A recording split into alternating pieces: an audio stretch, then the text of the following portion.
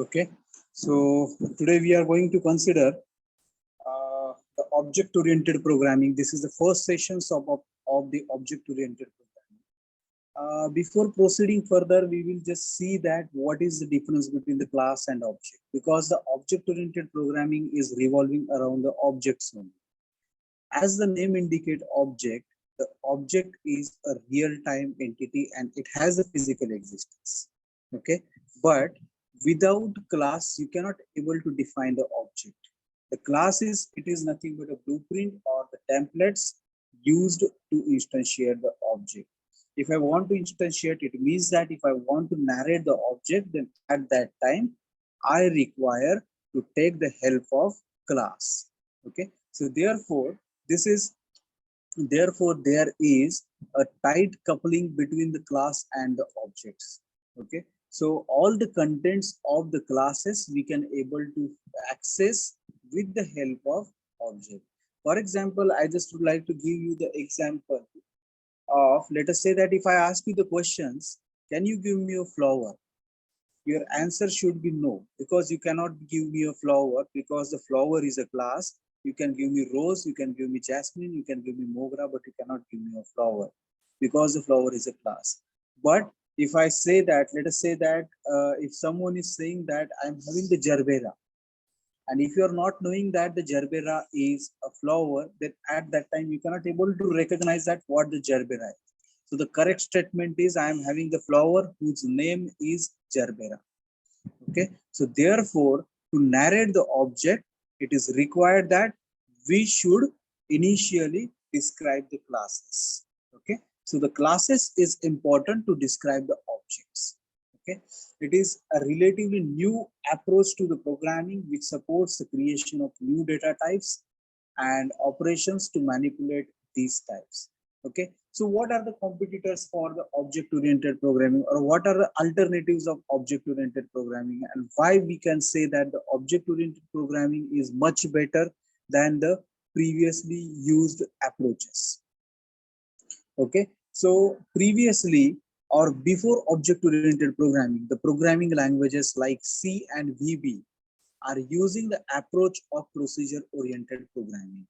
So what was the disadvantages of the procedure-oriented languages?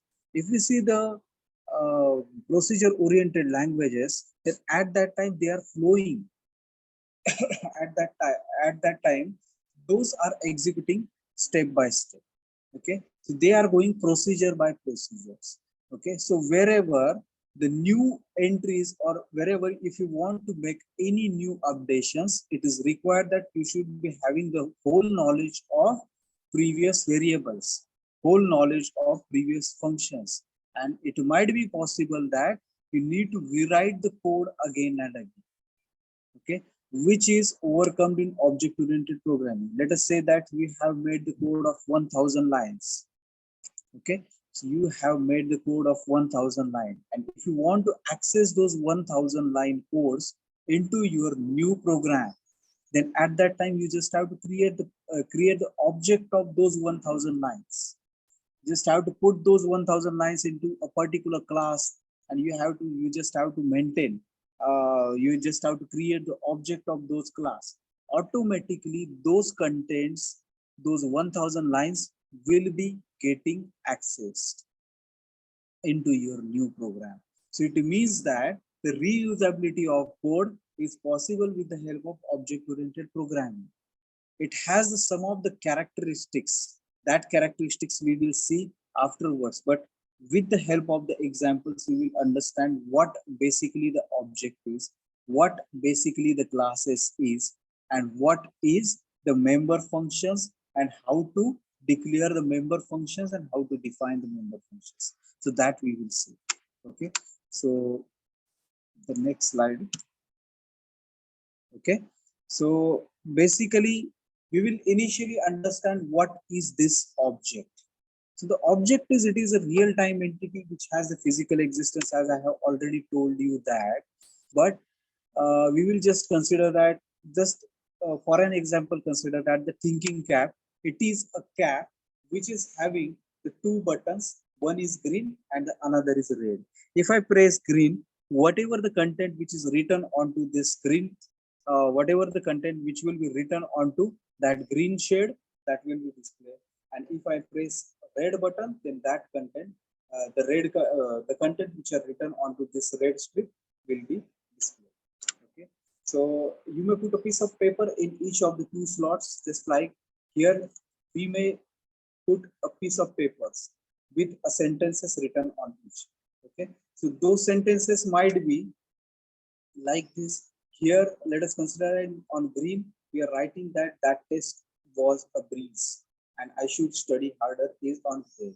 Okay, so after that, if I press green button, then at that time, that test was a breeze will be the message which is coming in front of us, because it is a green, and the green message we have already seen that this is. Okay, so this is nothing but our object.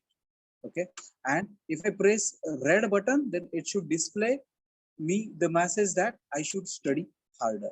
Okay, so now to implement this, how we can implement this with the help of object-oriented programming.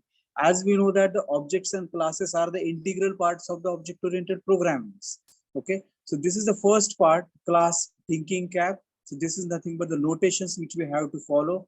This class, then the space, then the name of functions I have to write. This name of functions could be anything, but if I am creating the objects of this, then at that time this I have to write, and after that one space and then the name of object we can able to consider. In other word, we can say that the object is nothing but it is object is nothing but it is a variable of class. Okay, we can implement the thinking cap like this. Okay, so now we have to consider the two things, the green strips and red strips. Okay, so those we have to write some messages onto the green or red, then at that time like this I am just considering here. Okay, so here the character green string underscore is there. This is nothing but the syntax which is followed in C or C++. Okay, if I'm using the Java, then at that time instead of this I can write the string green underscore string only. I don't need to specify the size of that particular string. It will be considered automatically in case of Java. But in case of C++, we need to specify this character red underscore string like this. So this we have considered here.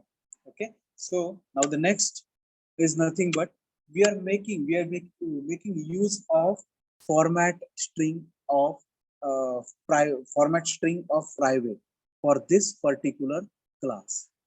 Private is nothing but it means that the content which are defined within this private, those will be privately accessed within this particular class only. Okay, it means that the functions those are defined within this particular class only get the access of these variables. Okay, I cannot able to access these variables outside this class.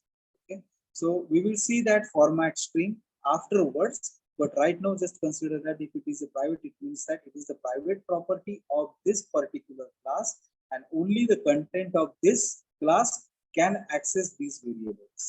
Okay, so if I write it public, it means that every content or any data I can able to access.